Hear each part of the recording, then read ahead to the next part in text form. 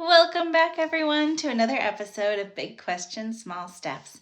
My name is Amanda, and I'm so glad that you could join me today.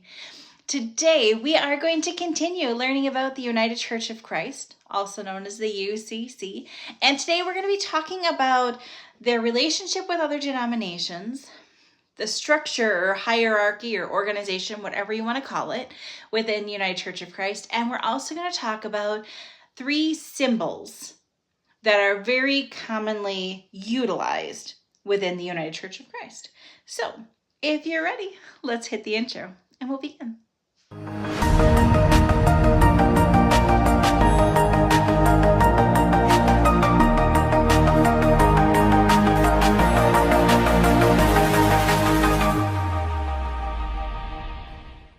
So, as I had stated previously, the United Church of Christ is special in the way of saying they're very focused on being the united and uniting church within Christianity. They focus very heavily on the similarities between different denominations instead of the differences. It is one of their main beliefs that there is more similar than there is different in any denomination, and it's the similarities that bind us and bring us closer to God, because we don't have all the understandings about God. Okay? So, in speaking of that, there are certain denominations that through the different mergers and through the different understandings, they have developed this system that's known as double yoking, where basically if a member is part of the United Church of Christ, they are essentially a member or viewed as a member of these other denominations as well. They don't necessarily pay membership dues at the other denomination, but if they would choose to go there, they would be accepted without hesitation. They wouldn't need to do any conversion classes. They would be able to have all the different rights as any other member. Okay, so that's the main things. So there are 4 in particular denominations that have dual yoking with the United Church of Christ. 3 of them are in America. 1 of them is not. So let's start with the one that's not. So in the Union Evangelical Kitchen, it's in English, it would be the Union of Evangelical Churches. It's based out of Germany. Okay, and there's a total of 13 different Reformed and United churches that essentially go currently by the Evangelical Church of Germany, that at 13 different types of churches in Germany, you would have equal yoking with. Did I know that before this video? No, I did not, but it's something new to share with you. Other ones that would be in the United States of America would be the Disciples of Christ. That's more prevalent in more of the southern area, Missouri, Tennessee, more of that Bible Beltway as well. And in the South, Disciples of Christ would be a big one. Evangelical Lutheran Church of America, or the ELCA, which is, some refer to that as part of the Lutheran Church. Some refer to that as separate from the Lutheran Church. It is basically, if you went back to the very first video that I had about United Church of Christ, it was that very bottom portion of the people who left and followed Martin Luther that didn't quite agree with everything. The Evangelical Lutheran Church of America, or the ELCA, is the ones that the United Church of Christ currently have a double yoke with. Again, back and forth, any of the ELCA pastors could come preach at a United Church of Christ, and vice versa. They would just have to essentially change denominations on their paperwork. But otherwise, it would be absolutely fine. There is enough similarity there to warrant double yoking. And then the last one would be the Reformed Church of America.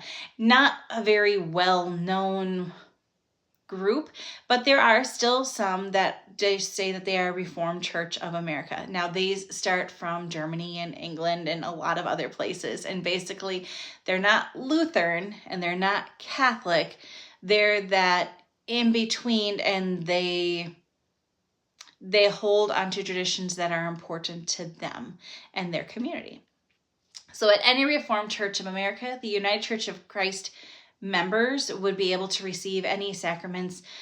They would be able to preach there. They would be full members. And likewise, if the reverse was true. Growing up, when we were told that there were different congregations that we were double yoked with, did we understand what that meant? Not necessarily, but it was supposed to be a sense of pride invoking that the United Church of Christ was so open and accepting that there were these other people who saw them as being the same or at the same level. So of course they would accept your membership and your understanding. So that, again, as a child, I thought that that was pretty cool. I grew up focusing on the portion of the United Church of Christ where it said that the similarities matter more than the differences. So that's something that was just ingrained in me from the very beginning. Now in my adulthood, as I was questioning and how I've been on my journey, certainly I know that the differences matter and the differences happen for a reason, and I need to understand those differences. But I do still like the idea that the similarities matter more than the differences. Understanding the differences is certainly important, but also realizing that in any situation, there are things that people have in common that often get overlooked. Whether it's people of different socioeconomic backgrounds or different ethnicities or different educational backgrounds or different political backgrounds, there are still things that people have in common. And if you focus on the things that people have in common, you tend to get less angry or less outraged at different situations. So it was just something that I certainly kept in mind growing up, and something that I encourage others to do as well. Like just look at it from the other side, understand where they're coming from before you jump and be accusatory. Has been my experience. Now, if you're looking at the organization within the United Church of Christ, there are certainly levels. But there are three main levels to consider. The United Church of Christ does not view that the pastor is higher than the members. They view that they are on the same level. And they view that it is important to have every person have an individual relationship and connection to God. They should have direct access. So the base level is the congregation, okay? They are the ones that make the rules for that church. They are the ones that decide who the pastor is going to be for that church. They are the ones that take information that is received from higher up people and determine what's going to go into actuality at that church. Okay. Now the congregation is made up of just members who are of confirmation age and they've been confirmed. There would also be members of the consistory. Consistory is made up of two different groups of people known as the deacons and the elders. Deacons and elders in the United Church of Christ can be males or females. Typically, you just need to be of active standing in the United Church of Christ, and they want you to be confirmed in the United Church of Christ. Pretty easy. They want you to have your membership there. It doesn't mean that you necessarily have to be there for a certain amount of time. Typically, it is a voted on position. Is there any financial compensation for it? Nope, typically not.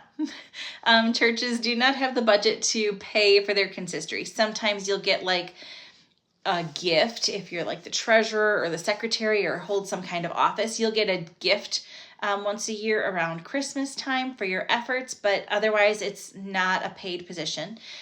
They will get together either monthly or weekly, sometimes bi-weekly, and they make the decisions for the church. They pay the bills, they check the finances. If there's any problems with arguments between the staff, they have personnel committees. If they need to hire a new pastor, they'll put together the job posting, what they're looking for. They will interview the pastors. They'll do all this background work. Then They will bring that pastor into the worship space. They will do a trial sermon. That's when the preacher talks during the service. And then the congregation will vote on whether they are accepting or calling this pastor to join that role in that church. But the congregation as a whole has a say over all of that. The consistory cannot act by itself. The consistory itself cannot hire a pastor by themselves. It has to be with the congregation's blessing. They have to be able to sign off. If they are doing raises, they have to sign that off. In the United Church of Christ, every year, typically late January, there will be an annual meeting where you're going to talk about budget, and you're going to talk about all the different committees that are going on in the church and what they're doing and what is their focus for the next year and who are the members that you should reach out to if you have questions, all these different things. They will give a status update at this annual meeting. Again, the congregation has the final say. So if there are questions about what you're spending money on, or why you're doing this program instead of this program in the education department, they will ask, and you are expected to present answers. If there is a significant objection during the annual meeting, you need to reassess and then bring more information back to the congregation before you could move forward with your respective committee and your plans. So it was powerful growing up, knowing that the congregation had that power. We happened to grow up right across the street from a Catholic church, and so I always had a little bit of an ego and thought that that was a really awesome thing that we had the power, whereas across the street it seemed like the Pope had the power and the people just did whatever the Pope said. But that in the United Church of Christ, we were able to ask questions and challenge things, and that we had the power. We had the power to say if we liked a pastor, if we wanted to release a pastor, if something wasn't working. It felt more powerful. It felt more powerful. So that was the congregation level. Okay. Again, the pastor is at the same level of the congregation. Does the pastor have to belong as a member to your church? Great question. The answer is no. The pastor is an employee of the church. They can have their own home church. And we had at one point a pastor who was serving my church, but their home church was actually where their spouse preached at. And that was their main church, but they did services over by us. It's a job. It's not that they are tied and bound and they have to only serve this community. And that can be a good thing, and that can be a more challenging thing, because sometimes you're pulled apart and sometimes you're pushed together. Where I live, there's a lot of little UCC churches within a 15-mile radius of where I live, which is in the middle of nowhere, Wisconsin. I have 5.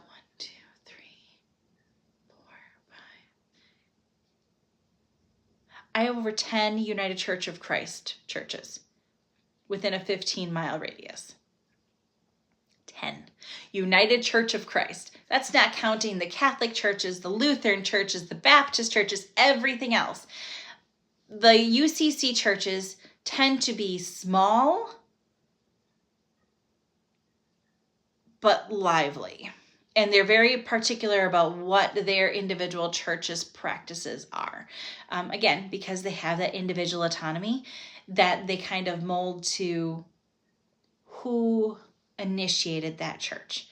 The church that I was a part of had traditions that were passed down that were very much German in nature, because they started as a German Reformed church, and then they were Evangelical Reform, and then they were United Church of Christ. And there are certain traditions that they have and continue to have that have been passed down from all that time.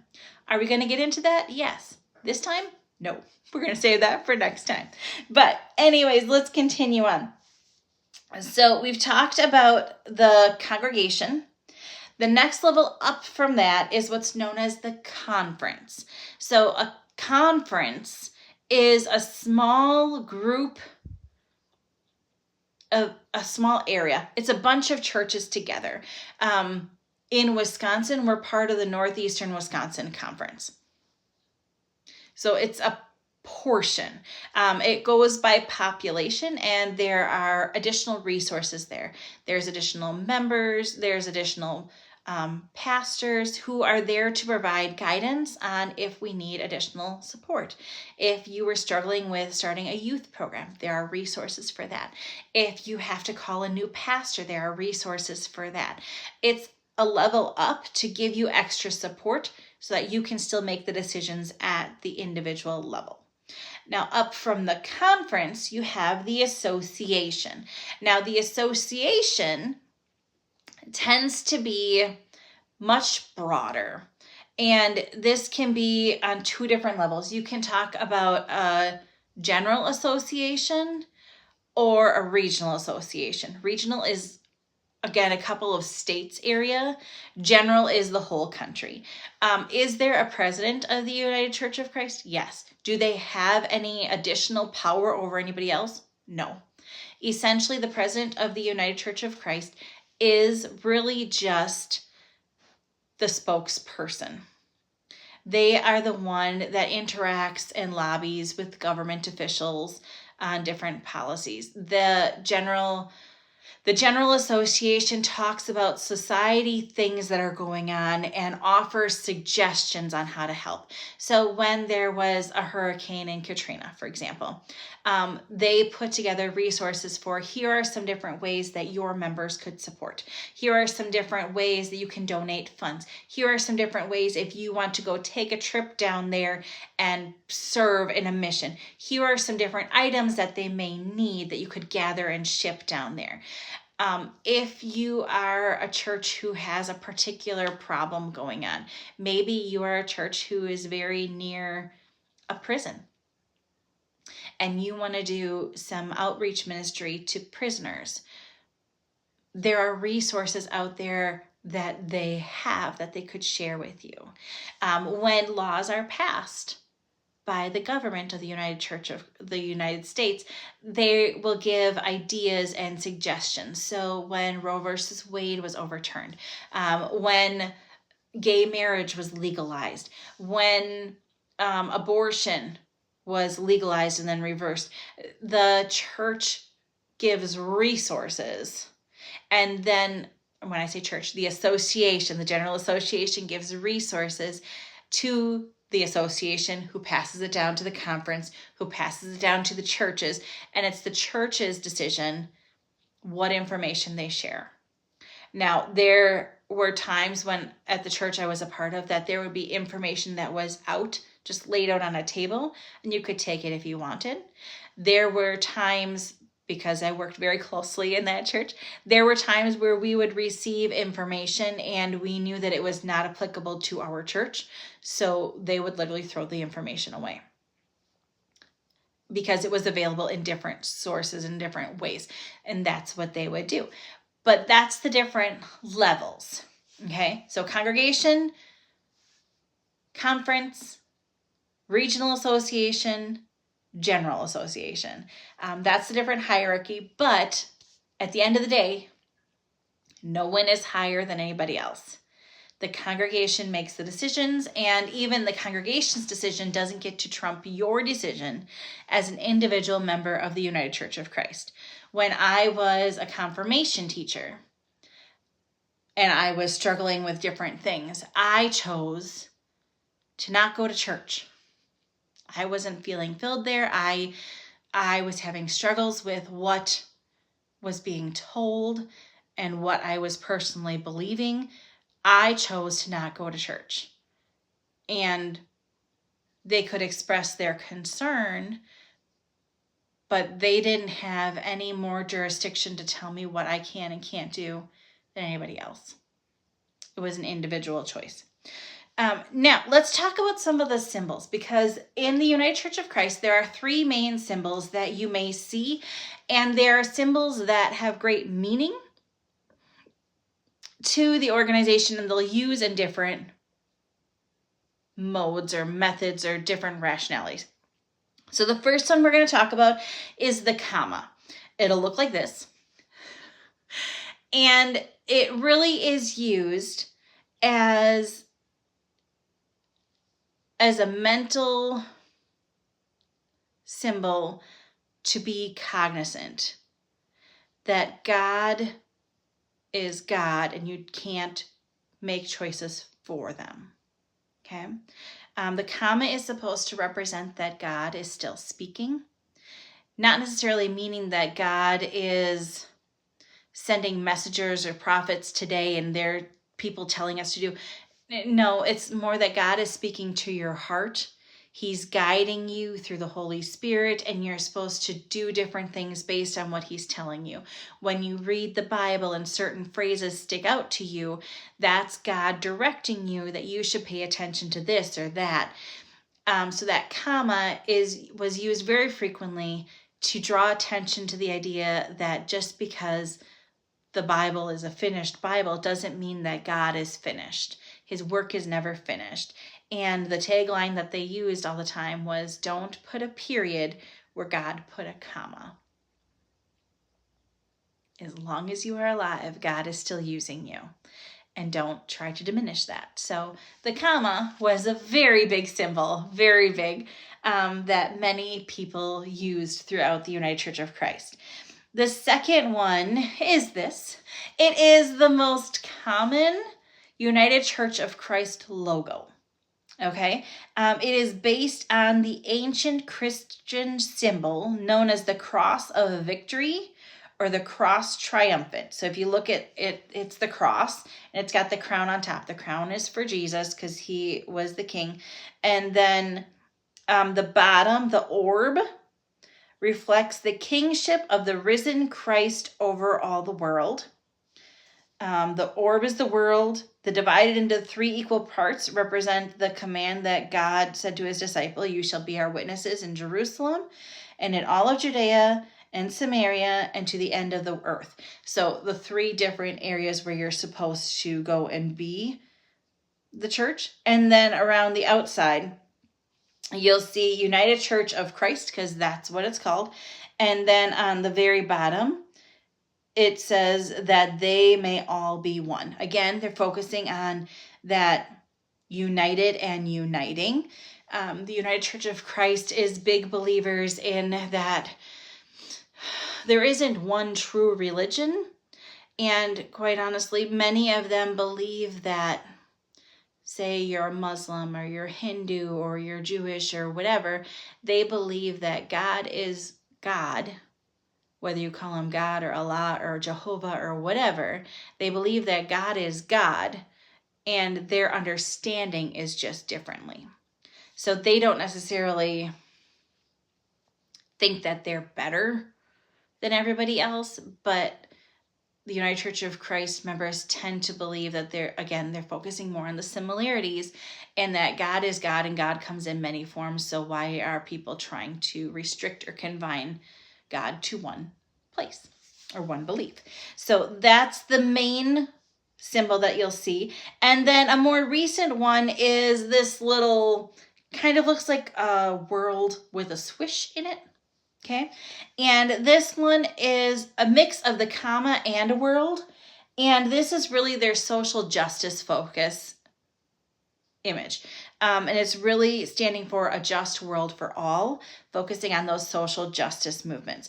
Social justice is huge for the United Church of Christ. It is a very big deal. They work very hard to make sure that they are speaking out for many people and trying to support as many as possible. However, I'm going to save that for next time. So next time we're going to talk about the social justice front, and we're going to talk about what are some of the things that they believe in as far as social movements, current political stances. How does United Church of Christ fit into that? How the role of women, the role of the LGBTQ community, all those different things we will check out next time. So if you enjoyed today's presentation, I truly hope that you hit that subscribe button, hit that like button, so I know that you watched this video and you're learning some information, because that's so important to me. I love learning and sharing all this different information with you. So until next time, remember to take care of yourself, and remember, the more we know, the more we grow. Take care. Bye.